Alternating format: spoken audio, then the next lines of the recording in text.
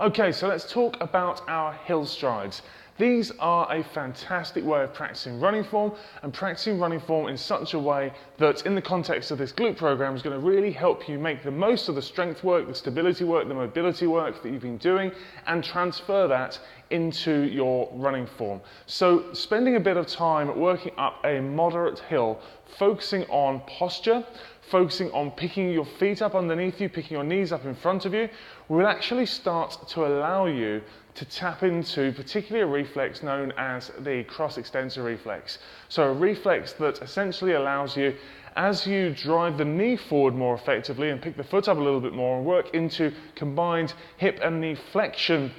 on the swinging leg coming through in front of you, it'll actually allow you to be more effective in engaging those extensors, which are those glutes in particular, and those hamstrings, which allow you on that trailing leg, the leg that's pushing off, to become more effective in their job. So it'll allow you, because of the inclined nature of the hill and the nature of the way in which obviously the next step is higher than the previous step, so you have to pick that foot up. It forces you to pick your foot up way more and pick your knee up way more than it does on the flat,